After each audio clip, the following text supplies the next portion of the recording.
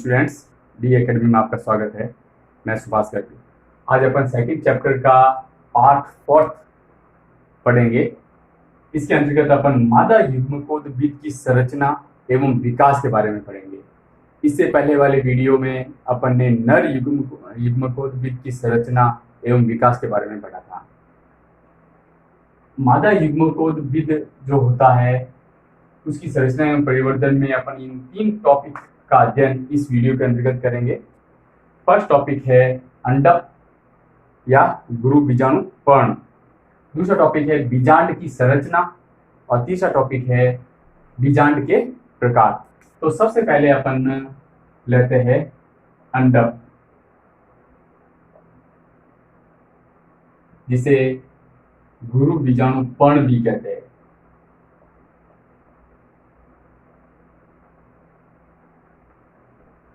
इसे इंग्लिश में कार्पल कहते हैं। अब अंडक क्या होता है इसके बारे में अपन ने पढ़ा था। जब पुष्प की संरचना अपन ने पढ़ी थी तब अपन ने देखा था कि स्त्री केसर वाला जो भाग होता है वह अंडक होता है। एकल रूप में जब वह होता है ना तब उसे अपन अंडक या कार्पल कहते हैं या स्त्री केसर कहते हैं, और वही जब संयुक्त रूप में होता है तब उसे अपन जायांग या गाइनोसियम कहते हैं। तो एक या सिंगल को अपन अंडक कहेंगे।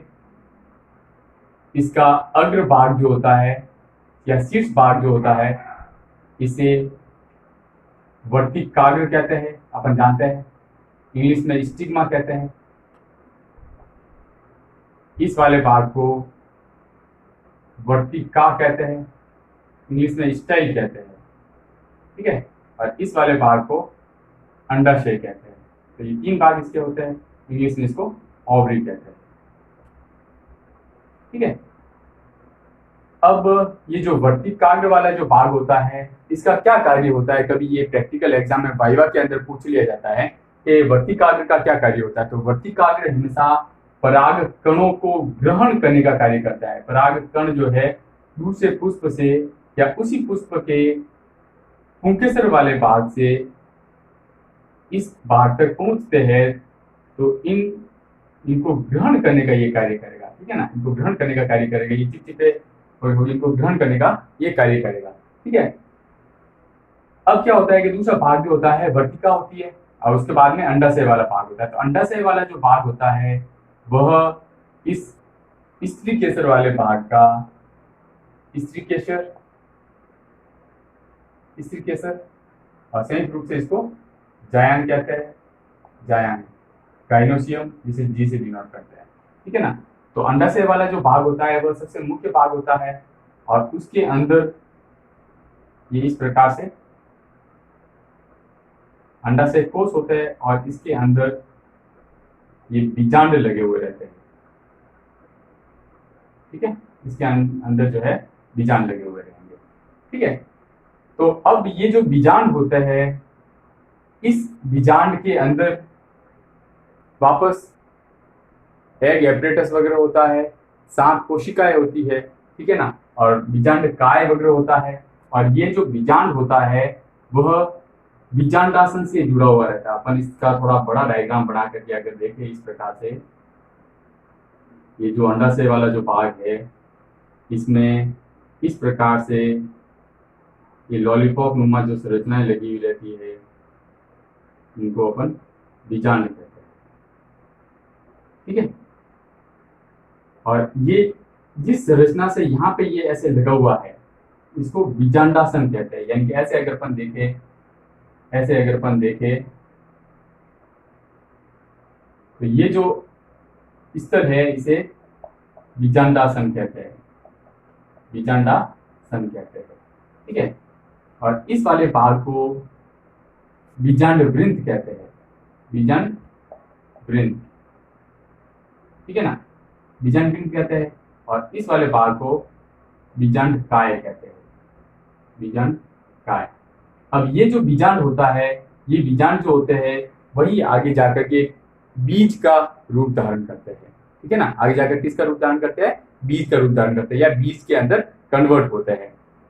अब इसको समझने का बहुत अच्छा एग्जाम्पल अपन ले सकते हैं कि जो मटर की फली होती है, मटर की जो फली होती है ना, इस प्रकार से मटर की फली जो बंद होती है, उसके अंदर जो मटर लगे हुए रहते हैं ना, वह बीज होते हैं, और वो फली जो होती है वह अंडाशय का रूपांतरित भाग होती है, और उसके अंदर जो बीज लगे हुए रहते हैं वही बीजांड हुआ करते थे, और बाद में वह बीज में डेवलप हो गए। तो अपन अगर इस बीज को अपन तोड़ के देखते हैं ना, तो इस प्रकार का ऐसा भाग होता है उसमें, ठीक है ना, आपने देखा होगा सबने। उसको अपन जो है बीजांड वृंत कहेंगे, और इस वाले भाग को अपन बीजांड कहेंगे, ठीक है ना, और जहां से लगे हुए रहेंगे उसे अपन बीजांडा सन कहते हैं। तो क्लियर होगी ये चीज, आगे और अपन इसको डिटेल में अभी अपन और देखेंगे। अब अपन देखते हैं कि ये जो अंडक जो होता है किसी भी पुष्प में, किसी पुष्प का जो भाग होता है, किसी पुष्प का जो भाग होता है, उस पुष्प में ये अंडप अगर संख्या एक की संख्या में है, एक अंडप है, ठीक है, तो उसे एक अंडपी कहते हैं, दो है तो द्विअंडपी कहते हैं, तीन है तो त्रिअंडपी, चतुरंडपी, पंचअंडपी। इस प्रकार से अंडपों की संख्या के आधार पर इनको पंचअंडपी और इस प्रकार से इनका नाम किया जाता है, ठीक है, नाम रखा जाता है। अब क्या होता है कि ये अंडप अगर एक से ज्यादा है, जैसा मैंने बताया द्विअंडपी, त्रिअंडपी, अगर एक से ज्यादा है, ऐसी स्थिति में अगर ये अंडप आपस में जुड़े हुए हैं, यानी कि नीचे ये अंडप की आपस में जुड़े हुए हैं, ठीक है ना, आपस में जुड़े हुए हैं, तो उसको अपन संयुक्त अंडपी कहेंगे। क्या कहेंगे, संयुक्त अंडपी। समझ आ गया। और यही अंडप अगर आपस में जुड़े हुए नहीं है, ठीक है, आपस में जुड़े हुए नहीं है, आपस में ये जुड़े हुए नहीं है, अलग अलग है ये, ऐसी स्थिति में तो इनको वियुक्ता अंडपी कहते हैं, एपोकार्पस, युक्ता अंडपी, ठीक है, और संयुक्त अंडपी को सिंकार्पस कहते हैं। अब ये अंडक की संरचना हो गई, या गुरु बीजाणु पर्ण भी कहते हैं। अब ये जो होता है अंडक जो होता है, या स्त्री केसर, या जिसे अपन संयुक्त रूप से जायंग कहते हैं, ये वास्तव में एक पर्ण का ही रूपांतरित भाग होता है। पौधे में जो पर्ण होता है उसका ही रूपांतरित भाग होता है, और इसी कारण से इसे गुरु बीजाणु पर्ण कहते हैं, क्योंकि इसी के अंदर जो है मादा युग्मकोद्भिद जो कि गुरु बीजाणु होती है वह इसके अंदर ही लगी रहती है, ठीक है ना, इसीलिए इसको गुरु बीजाणु पर्ण कहते हैं। जबकि जो पुंकेसर वाला जो भाग होता है, पुंकेसर वाला जो भाग होता है वह पौधे का या पुष्प का लघु बीजाणु पर्ण वाला भाग होगा, ठीक है ना। तो ये नर मादा जननांग होता है और वह नर जननांग होता है, और इनका दूसरा नाम लघु बीजाणु पर्ण एवं गुरु बीजाणु पर्ण होता है। तो इस प्रकार अपन ने इनकी संरचना देखी। अब इसके बाद में अपन बीजांड की संरचना को विस्तृत रूप से देखते हैं। बीजांड की संरचना को अपन विस्तृत रूप से इसको समझने का प्रयास करेंगे। अब बीजांड जो होता है वह अभी मैंने बताया है कि अंडाशय के अंदर स्थित संरचना होती है, गोलाकार संरचना होती है, जिसे अपन बीजांड कहते हैं, और जिसको अपन आसानी से समझने के लिए, जैसे मटर के अंदर जो मटर जो होता है उसको अपन बीज कहते हैं, और वह किसी समय इससे पहले वाली स्थिति में बीजांड हुआ करता था, ठीक है ना, तो उसे अपन बीजांड कहते हैं। तो अब अपन सेकंड इसका सब टॉपिक अपन देखेंगे बीजांड की संरचना, बीजांड की संरचना, बीजांड की संरचना वाला टॉपिक अपन इसमें देखेंगे। तो अब बीजांड जो होता है वह दिखने में किस प्रकार से होता है और कैसी संरचना होती है। तो बीजांड की संरचना के बारे में अगर अपन देखें तो यह एक गोलाकार संरचना होती है, और इस टाइप से स्ट्रक्चर होता है।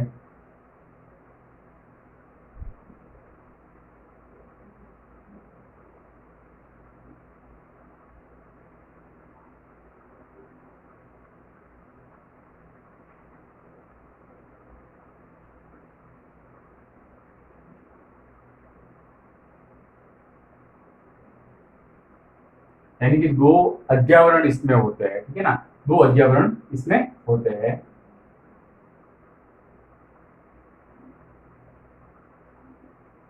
ये जो होता है वह बाह्य अध्यावरण कहलाता है। आउटर इंटेग्यूमेंट, बाह्य अध्यावरण, अध्यावरण। और इसके अंदर वाला जो है वह अंत अध्यावरण कहलाता है, अध्यावरण, इनर इंटेग्यूमेंट। ठीक है ना, दो इंटेग्यूमेंट होते हैं। जैसे अगर मटर के छिलके को अगर अपन छीले तो उसमें जो छिलका होता है उसे अपन अध्यावरण कह सकते हैं। ठीक है, तो इस प्रकार की स्थिति ये होती है। अब ये दो अध्यावरण हो गए, इसके अंदर की ये जो संरचना होती है इसको अपन बीजांड काय कहेंगे, बीजांड काय, जिसे इंग्लिश में न्यूक्लियस कहते हैं, न्यूक्लियस कहेंगे। ठीक है ना। अब क्या होता है, इसके अंदर ये वाला जो भाग होता है इसे एम्ब्रियो सैक या भ्रूण कोश कहते हैं, इंग्लिश में एम्ब्रियो सैक कहेंगे, एम्ब्रियो सैक कहते हैं। ठीक है, अब इसका ये वाला जो भाग होता है इसे माइक्रोपाइल या बीजांड द्वार कहते हैं, बीजांड द्वार या इंग्लिश में माइक्रोपाइल कहते हैं। ठीक है, इसी बीजांड द्वार से होते हुए पराग नलिका जो है वह प्रवेश करती है। ज्यादातर केस में इधर से प्रवेश करती है, हालांकि अध्यावरण से होते हुए भी वह प्रवेश कर सकती है। ठीक है, अब क्या होता है, ये वाला जो भाग होता है, ये वाला भाग अपन ने देखा था, उसमें ये वाला स्ट्रक्चर अभी अपन ने देखा था, तब देखा था कि ये वाला स्ट्रक्चर बीजांड वृंत, ये क्या कहलाता है, बीजांड वृंत कहलाता है। ठीक है ना, फ्यूनिकल कहते हैं जिसे, इंग्लिश में फ्यूनिकल कहते हैं, बीजांड वृंत कहलाता है, बीजांड वृंत कहलाता है ये वाला भाग। अब इसमें इस प्रकार की स्ट्रक्चर होती है।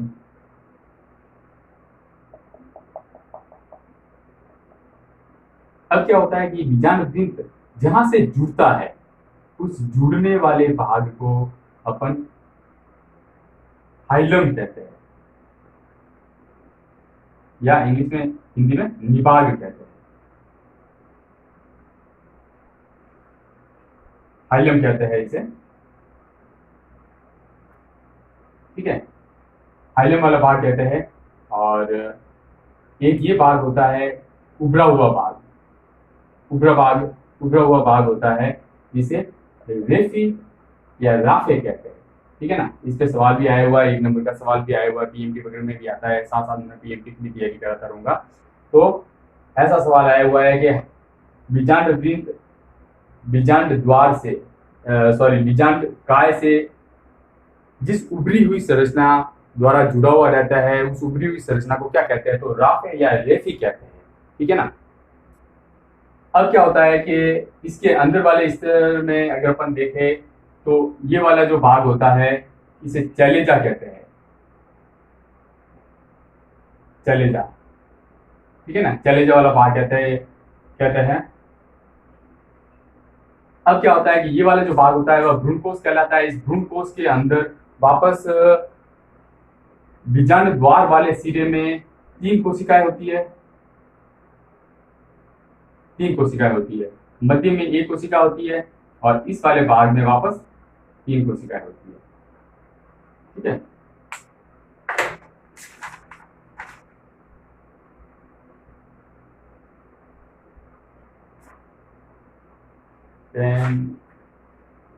इसको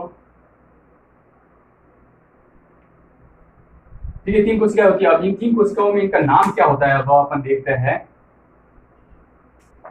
ये जो कोशिकाएं होती है इन कोशिकाओं को प्रतिमुखी कोशिकाएं कहते हैं। क्या कहते हैं, प्रतिमुखी कोशिकाएं, प्रतिमुखी कोशिकाएं कहते हैं, प्रतिमुखी कोशिकाएं कहते हैं। ये संख्या में 3 होती है। ठीक है, उसी प्रकार से ये जो होती है ये भी 3 कोशिकाएं होती है। इन 3 कोशिकाओं में से ये नीचे वाली जो 2 कोशिकाएं है ये सहायक कोशिका कहलाती है, सहायक कोशिकाएं, जबकि ऊपर वाली जो कोशिका होती है वह अंड कोशिका कहलाती है। अपन ने अंड कोशिका के बारे में काफी कुछ पढ़ रखा है, अंड कोशिका या एग सेल। इसी से निषेचन के द्वारा भ्रूण का निर्माण होगा। परागण जो है लघु बीजाणु आकर के इसे निषेचित होगा और जो है भ्रूण का निर्माण करेगा। ठीक है, और ये जो कोशिका होती है ये जो कोशिका होती है, इस कोशिका को अपन केंद्रीय कोशिका कहते हैं, या सेंट्रल सेल, केंद्रीय कोशिका। और इसके अंदर जो केंद्रक होता है ना, इस केंद्रक को अपन द्वितीयक केंद्रक कहते हैं, द्वितीय केंद्रक। ठीक है ना, यह द्विगुणित होता है, द्विगुणित होता है, ध्यान रखना, ये द्विगुणित होता है। अंड कोशिका जो होती है अगुणित या एन होती है, ठीक है ना, और प्रतिमुखी कोशिकाएं भी अगुणित होती है, ठीक है ना। तो इस प्रकार की स्थिति होती है। तो अगर अपन इनको टोटल काउंट करें तो ये कितनी कोशिकाएं होगी, 3, 3, 6 और 7 कोशिकाएं होगी, ठीक है। और इसमें जो केंद्रक होता है, 2 केंद्रक जो है वो मिलते हैं, इसलिए इसे 2 केंद्रक कहेंगे, द्वितीय केंद्रक जिसे कहते हैं, द्वितीय केंद्रक। तो टोटल केंद्रक जो है वो 8 हो जाएंगे, 3, 3, 6, 7 और 8। 8 तो केंद्रक होंगे और 7 कोशिकाएं होती है। यह सवाल भी आता है आगे, और अपन इस चीज को क्लियर करेंगे, ठीक है। तो इस प्रकार की स्थिति होती है। अपन वापस इसको सर से तौर से वापस देखते हैं। ये एक बीजांड की संरचना है, ठीक है ना। और बीजांड की संरचना में अपन देखते हैं कि ये वाला जो भाग होता है इसे अपन बीजांड काय कहते हैं, न्यूक्लियस, ठीक है। इस बीजांड काय के अंदर ये वाला जो संरचना होती है इसे एम्ब्रियो से या भ्रूणकोश कहते हैं। ये वाली जो संरचना है इसे एम्ब्रियो से या भ्रूणकोश कहते हैं। इसके अंदर ये 7 कोशिकाएं होती है। बीजांड द्वार की तरफ 3 कोशिकाएं होती है, 2 कोशिकाएं सहायक कोशिकाएं और 1 कोशिका अंड कोशिका। इसके मध्य में केंद्रीय कोशिका होती है, ठीक है। और इधर की तरफ जो 3 कोशिकाएं होती है इसे प्रतिमुख कोशिकाएं, प्रतिमुखी कोशिकाएं या प्रतिध्रुवी कोशिकाएं कहते हैं, ठीक है। अब ये भी संख्या में 3 होती है। अब ये वाला जो भाग होता है इसे बीजांड द्वार कहते हैं। 2 अध्यावरण होते हैं, बाह्य अध्यावरण और अंतर अध्यावरण, ठीक है ना। अब ये बीजांड वृंत जो है वह जिस भाग से जुड़ता है इसे हाइलम कहते हैं, हाइलम कहते हैं, ठीक है ना। और इसको अपन चैलेजा वाला भाग कहते हैं, ठीक है। तो निभाग इसे हिंदी में कहते हैं। इस प्रकार से ये पूरी इसकी संरचना होती है। ये उभार नुमा जो भाग होता है इसे रेफी कहते हैं। बीजांड जो होता है वह 5 प्रकार के होता है। वो 5 प्रकार के कौन से होते हैं? तो वह अगर अपन देखें तो सबसे पहला प्रकार जो होता है वह होता है रिजु बीजांड। इंग्लिश में इसे कहते हैं ऑर्थोट्रोपस बीजांड, ठीक है ना। अब ऑर्थोट्रोपस बीजांड किस प्रकार का बीजांड होता है? अब ऑर्थोट्रोपस बीजांड में क्या होता है कि बीजांड द्वार जो होता है, ये बीजांड द्वार और निभाग, ठीक है ना, और बीजांड वृंत, ये तीनों एक सीध में होते हैं, ठीक है ना। सवाल इसी प्रकार से आएगा कि ये सारे प्रकार के मैंने 5 प्रकार के बीजांड बनाए हैं। तो इसमें छोटा सवाल इस प्रकार से आ सकता है कि बीजांड द्वार है, निभाग है, बीजांड वृंत की स्थिति क्या होती है, ठीक है ना। ये बेसिकली जो इनका प्रकार जो डिवाइड किया गया है, प्रकार जो है वह भी बीजांड द्वार एवं निभाग की स्थिति के आधार पर इनको अलग अलग प्रकारों में बांटा गया है। यानी बीजांड द्वार एवं निभाग। बीजांड द्वार कौन सा है? ये वाला भाग बीजांड द्वार है, ठीक है। और ये निभाग है जिसे चैलेजा कहते हैं। चैलेजा को हिंदी में निभाग कहते हैं। ये वाला भाग ये चैलेजा, ये बीजांड द्वार, ये चैलेजा, ठीक है। और ये जो है वह बीजांड वृंत है, वृंत, ठीक है ना। तो ये बीजांड द्वार एवं निभाग बी और एन, ये दोनों एक सीध में, ठीक है ना। और इसके नीचे ही बीजांड वृंत है। इस प्रकार से ये तीनों एक सीध में है। पीएमटी में इसके ऊपर काफी सवाल बनते हैं, तो मैं पीएमटी के क्वेश्चंस भी आपको कवर करवाते हुए चलूंगा। पीएमटी में इस तरह से सवाल बना हुआ है कि ऐसा कौन सा बीजांड वृंत बीजांड होता है जिसमें तीनों, यानी कि बीजांड द्वार, निभाग और बीजांड वृंत तीनों एक सीध में होता है। तो वह ये वाला होता है रिजु बीजांड, जिसे ऑर्थोट्रोपस कहते हैं। अब इसको शॉर्ट ट्रिक से ऐसे याद करें तो अपन थोड़ी फनी ट्रिक बनेगी, लेकिन अपने को क्वेश्चन याद करने से मतलब है वह ये है कि बी और बी यानी बीबी। अब इसमें बीबी जो है वह दूर होती है, ठीक है ना। इसलिए पति जो है आवाज लगा रहा है ओ ओ, यानी ऑर्थोट्रोपस ओ बीबी, ठीक है ना। तो इस प्रकार से अपन इसको याद कर सकते हैं, ऑर्थोट्रोपस ओ बीबी, यानी इसमें बीबी दूर है, यानी और है सीध में है लेकिन दूर है, ठीक है। तो इस प्रकार से इसको याद कर सकते हैं। साइंस में ऐसे कई फनी ट्रिक्स बनेगी, अभी तो आगे देखते हैं अपन। काफ़ी ट्रिक्स के साथ में आप काफ़ी शॉर्ट ट्रिक के साथ में जो है आपको बायोलॉजी के सारे चैप्टर्स याद कराऊंगा। आगे अगर अपन देखें तो दूसरा प्रकार जो होता है वह होता है एनाट्रोपस, जिसे कहते हैं प्रतीक। प्रतीक का मतलब होता है उल्टा, रिवर्स। अब उल्टा इसमें क्या है, अब इसमें क्या होता है, जो बीजांड है वह उल्टा हो जाता है। बीजांड मैंने बताया था कि बीजांड क्या होता है, जैसे मटर वाला जो भाग है वह ये पूरा बीजांड है, ये बीजांड ग्रंथ है, ये बीजांड द्वार है, और ये निभाग वाला भाग हो जाएगा। जैसे मटर वाले भाग को आप याद रखो तो ये पूरा अपने को बीजांड अपने को याद हो जाएंगे, ठीक है ना। तो ये जैसे मटर वाला भाग है और इसका बीजांड ग्रंथ वाला भाग हो गया, ठीक है। तो अब ये वाला जो भाग है, अब देखो इसमें सीधा था ये, अब इसमें ये घूम करके उल्टा हो जाता है, यानी घूम करके ये न्यू उल्टा हो जाता है। उल्टा हो गया, ये देखो उल्टा हो गया। अब कितना उल्टा हो गया, 180 डिग्री उल्टा हो गया। 180 डिग्री उल्टा होने की कंडीशन में क्या हो गया, अब ये ऐसी कंडीशन में ये बीजांड वृत्त, यानी ये बीजांड वृत्त है और ये बीजांड द्वार, ये दोनों पास पास में आ गए, पास पास में आ गए, ठीक है, पास पास में आ गए, यानी बीबी जो है इसमें पास में आ गई।